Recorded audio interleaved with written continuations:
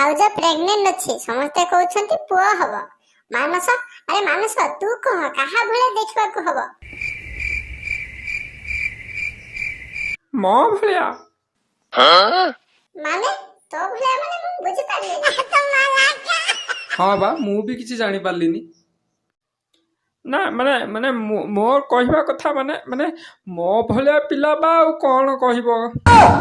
अरे सुकुटा तमे देखिलो तुम पुओ को देखिलो काहा भले हेछि से कौन कहबी डॉक्टर बाबू आखि पूरा सामो परी और पा मुंडा बाल मो परी और रंगटा पूरा राम परी और मुह को देखिले किछि ना मानस परी देखा जाउची ता माने मु काम को दिबा पड़े ये माने कामर लागि जाउथला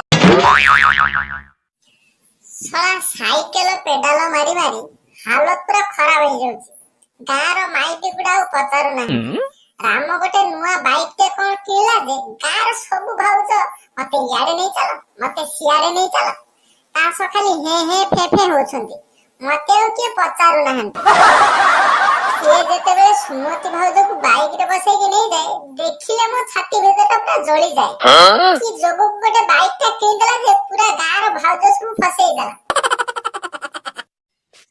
कोन कहिबिलो मानसी कहूनु न अब कोन हेची ये भी गोटे मनीष दी पहर बाजार को जाईची ए पर्यंत आसिलानी आउ घंटे पर पिला गुडा कांदीबो खाइबा पई एमिति गोटे नाला लोक सब मैरेज करई देले बाजार जाईची घरे कोन अछि न अछि भाबी की गारे का स्त्री का पाखु गला कहा माई पर पछ बढिला का झियो भुवनेश्वर गला परे ता आगो साइज 28 रु 32 हैला हरि र स्त्री हरि काम रे गला परे राती से का को डाकिला मानस को डाकुची याकू कोन पई डाकुनी भाभी मन दुखरे माल पी आसी कोन हेतिकी बाबूरा आलू दोष प्रबल टिके मद पी देला माने गार जते सुंदर स्त्री सब ताको निज स्त्री बोली लागे काई ये तो आगरु एमिति नथिला एई तो किछि दिन तळे मद पी आसीला बेले जय नुआ बा हेची से काम को गला बेले जय स्त्री गाधइला बेले गाधुआ घरे पसी ता देहरे साबुन लगेबो जिद धरि बसिथिला भाग्य के पार्टी सुनि मु सेठी जाई पहुंचिली न हेले तो कथा सरी तल मानसी आहुरी कहिथांती जे सुनिले तते लाज लागिवो मु स्त्री लोक हे कि एते कथा कहिबा ठीक होबनी जेते बेले मद पी के आसे मोसो झगड़ा हुए आ मु राती रे मो बाप घर को जीबी बोली पळाए पुनी सकाळ राग कमिले पड़िसा दियर राम को डाके बाइक रे बसी पळाई आसे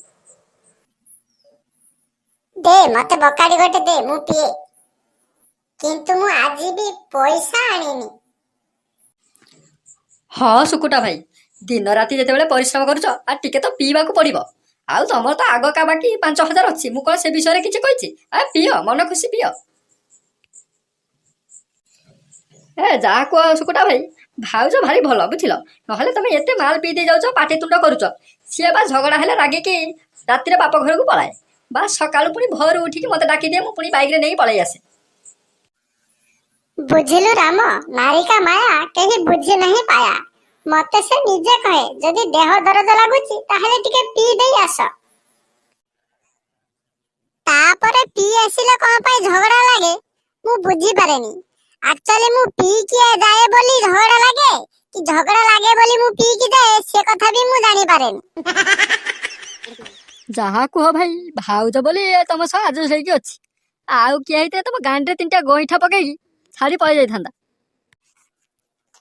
नालो राम मु जेबे भी पी के आसे झगड़ा लागिले तो भाउज बाप घर पळाए पुणी बड़ी भोर उठी पळै आसे तू तो जानिछु तू तो निजे नै के आसु आ मु का कहिबी तते भी जेते धन्यवाद देले कम पड़िबो जहा हेले भी सांगर फैमिली रे गंडगोल हो मु जमा चाहे निलो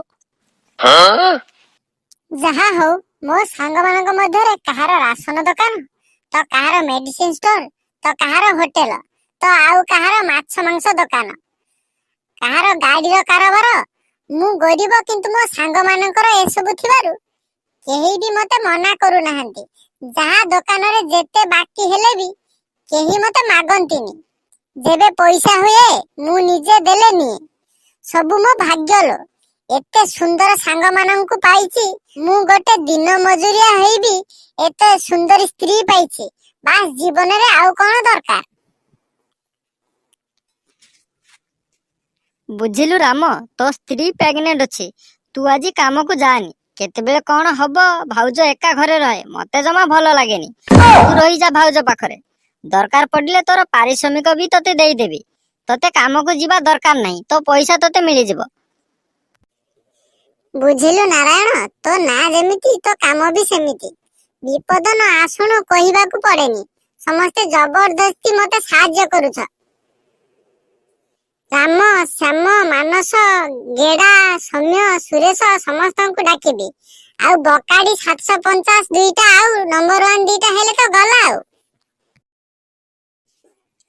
ଆରେ ରାମ ଆସିଲାନି?